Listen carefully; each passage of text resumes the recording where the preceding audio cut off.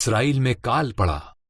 الیملک، Naomi اور ان کے 2 بیٹے کھانے کی تلاش میں موآب کو گئے۔ الیملک مر گیا اور ان کے بیٹوں نے موآبی عورتوں عرفا اور روت سے شادی کر لی، پھر وہ بھی مر گئے۔ تینوں عورتوں کے شوہر نہیں رہے تھے۔ جب اسرائیل میں کال ختم ہوا تو نعومی نے فیصلہ کیا کہ وہ اپنے گھر جائے گی۔ اس نے اپنی دونوں بہوؤں سے کہا، موآب میں رہو، یہی تمہارا گھر ہے۔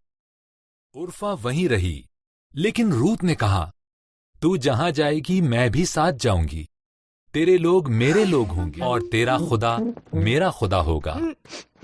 نعومی اور روت اسرائیل کو چلی گئیں۔ اسرائیل میں فصل کی کٹائی کا وقت تھا۔ نعومی نے روت سے کہا کہ وہ کھیت میں بالیں چننے جائے۔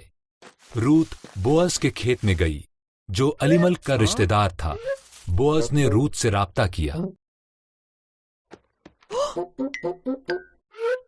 بوعز نے کہا، تم نے نعومی کے ساتھ بہت اچھا سلوک کیا ہے، اپنے گھر کو چھوڑنا بہت مشکل ہے، خدا تمہیں برکت دے۔ اس نے روت کو کھانا دیا اور اپنے نوکروں سے کہا کہ اس کا خیال رکھیں۔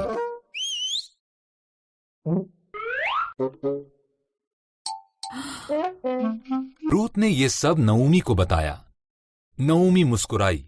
جب کوئی مر جاتا ہے تو اس کے قریبی رشتہ دار اس کا خیال رکھتے ہیں، اسے قرابتی کہتے ہیں۔ بوعز ہمارا قرابتی ہے، تم اس کے قریب ہی رہنا۔ پس روت بوعز کے قریب رہنے لگی، وہ اسے بہت پسند کرنے لگا۔ بوعز نے الیملک کی جائیداد خرید لی اور نعومی اور روت کی دیکھ بھال کرنے لگا۔ پھر اس نے روت کو اپنے ساتھ شادی کرنے کے لیے کہا۔ ایک بیٹا پیدا ہوا جس کا نام اوبید تھا۔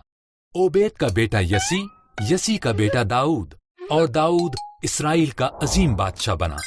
پس خدا نے روت کو بھی ویسے ہی برکت دی جیسے کہ بوعز نے اس کے لیے دعا کی تھی۔